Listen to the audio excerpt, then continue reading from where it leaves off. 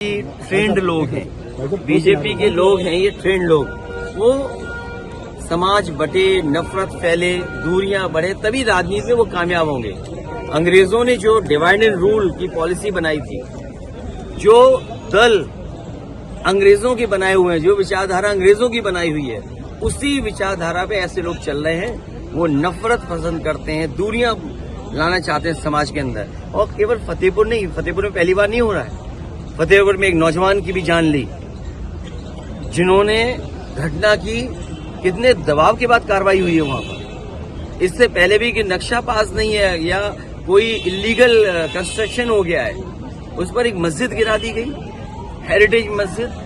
तो ये सरकार का काम करने का तरीका है। जब ये फंस जाते हैं आय दोगुनी पर, जब फंस जाते हैं भ्रष्टाचार पर, जब ये फंस जाते हैं कानून व्यवस्था पर, जब इनसे सवाल पूछो कि 20,000 विद्यालय बंद हो गए, सोचिए पाठशालाएं बंद हो गई 20,000 का मतलब क्या हुआ? नाकामी किसकी है? और एफआईआर किस पे लिख रहे हैं? जो लोग पढ़ा रहे हैं उन पर। जो अंग्रेज जैसे काम करते थे वैसे ही भारतीय जनता पार्टी काम कर रही है। उसी का परिणाम ये है कि जानबूझ करके लोगों को नफरत फैलाने के लिए हिम्मत मारी। ये लगातार बीजेपी का काम करने का तरीका है। सदन में बिना चर्चा के इतना बड़ा फैसला हो गया सदन में। कोई नया परिवर्तन होने जा रहा है इनकम टैक्स बिल में।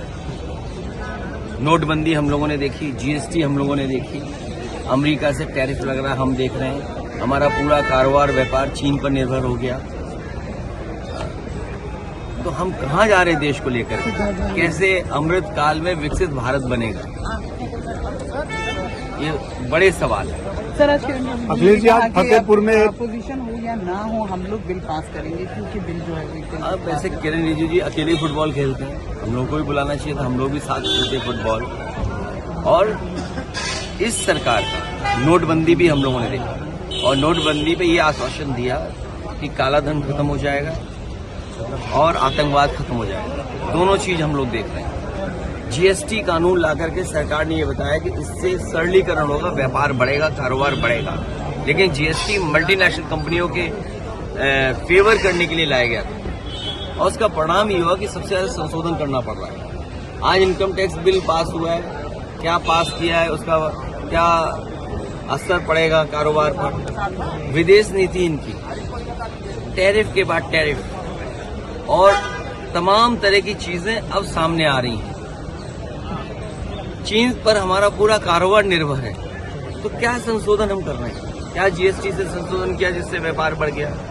क्या हमने नोटबंदी के बाद फैसले लिए जिससे हमारे व्यापारी और आम लोगों को लाभ पहुंचा हो? कोविड टाइम के समय जो परेशानी आई, यहाँ कोई पत्रकार ऐसा नहीं होगा जिसका उसके बाद वेतन बढ़ा हो। जो कम हुआ वो आज भी वैसा ही है।